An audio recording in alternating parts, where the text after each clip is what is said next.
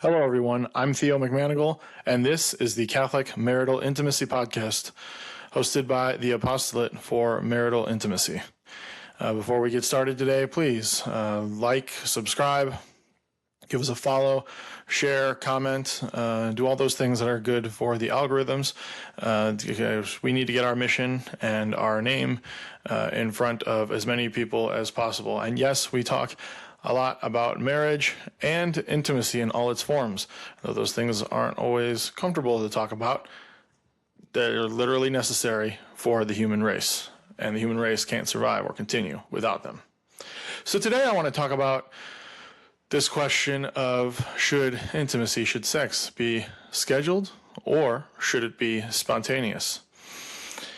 And since we're Catholic, one thing you got to know about Catholics is that we live in the both and. And so, yes, we believe that oftentimes many choices are not a matter of either or. Some are, of course, but many things can be both and. And so, in your married life, if you can have scheduled intimacy as well as times of spontaneous intimacy, that's fantastic. That might seem like a simplistic answer, but what I want to spend the time talking about today is actually advocating for making sure that your times of intimacy, that sex is scheduled.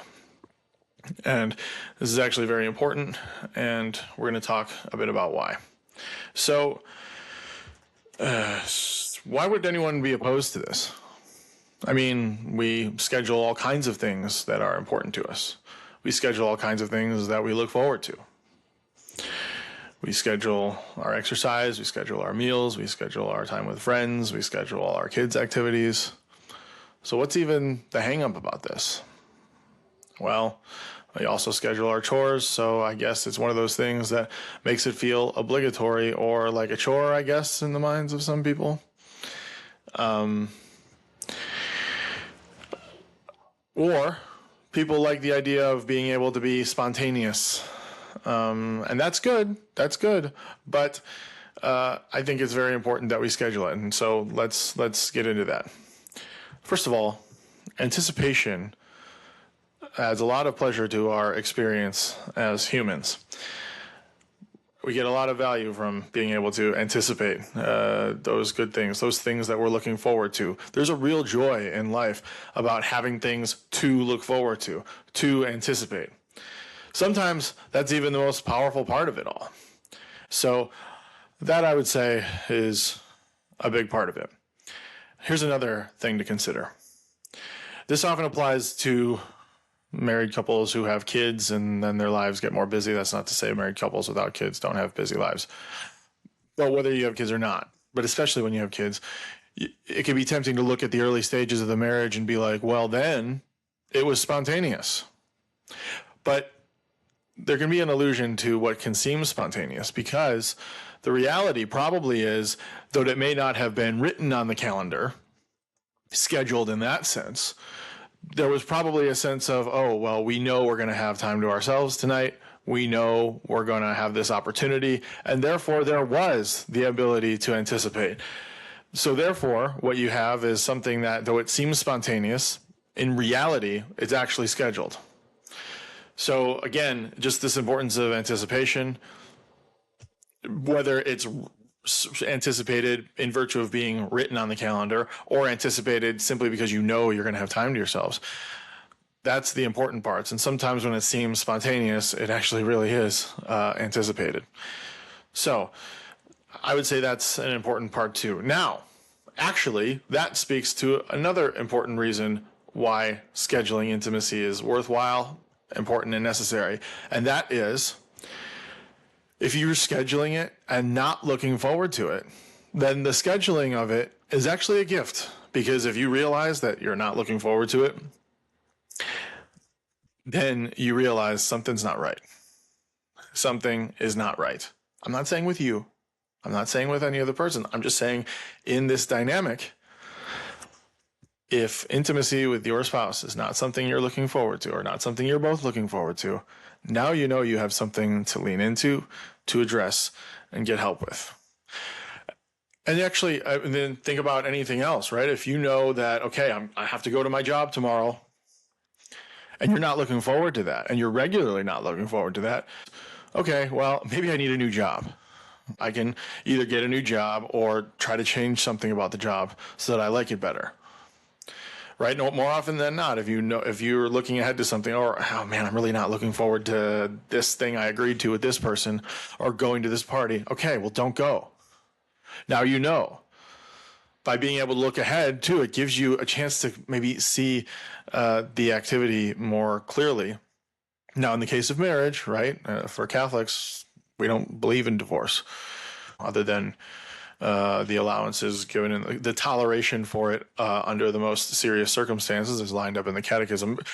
I don't enjoy sex with my spouse is not a reason to divorce, but it is something to work on and to address. So if by scheduling it, by trying to anticipate it, you realize inside, like, oh, this is not something I enjoy. Okay, well, now you have something there. So there, in that way, anticipating it, scheduling it is a gift. Now, here's a question too. If I don't look forward to something that's scheduled, am I really ever going to like it when it's spontaneous? Maybe, but maybe not. I don't know. I'd be interested in the feedback of the audience on that one. If this is, if you tend to either prefer the spontaneity or at least dislike the idea of having to schedule it. By all means, if you can leave some comments or reach out to us with your thoughts, please do so.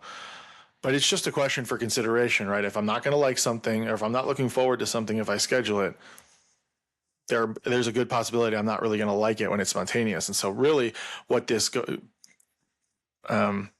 comes down to is the fact that this is not something I want to have to commit to. Why not? Well, okay, maybe I'm not enjoying it. Maybe there's pain involved. Maybe my spouse and I are having these issues. Whatever it is, now you can see more clearly and address the root of the problem and work through whatever it is that needs to be worked through. And again, that's part of why the Apostolate for marital intimacy exists and why we have our coaching to be able to help you work through these things. So I hope this has given you some perspective as to the importance of anticipation, the importance of scheduling, and this idea that, well, there's no reason to prioritize the spontaneous part over the scheduled part. And, since this is a Catholic podcast also, I'll just tell you about me. I like to always bring in wisdom from the magisterium, the bishops, the hierarchy, whenever I'm able to do so. And actually, there is a page on the United States Conference of Catholic Bishops website that I think is worth reading from. And so I will say they have a series of myths that they respond to about natural family planning. But one of the myths is that NFP does not allow for spontaneity. And so in this regard, the webpage is talking about spontaneity. And here's what the USCCB page says. Most of the time, spontaneity in sex itself is a myth. And they go on to say, it's not necessarily bad news that married couples often plan a time to have sexual relations. A loving invitation given in advance means a time of healthy anticipation for both husband and wife. And here's an interesting, I'll include this as well for couples who are using natural family planning, who are trying to postpone a pregnancy. Such an invitation in the days of sexual abstinence can mean living a chaste courtship that will be followed by a mini honeymoon. All right, so I'll leave that for now. Again, none of this is to come down on the idea of it being spontaneous, but I wanted to put some perspective around the real power of scheduling, anticipation, committing in advance, and realizing that if that bothers you, or if that gives you the ick, so to speak, now, okay, why? Well, okay, it's actually because I'm not looking forward to this. Why? Well, because we're having these issues in our marriage, because it's a painful experience, because any number of things. Okay, now you have something you can face down, discuss with your spouse, discuss with a coach or therapist, or get in touch with us at the Apostolate.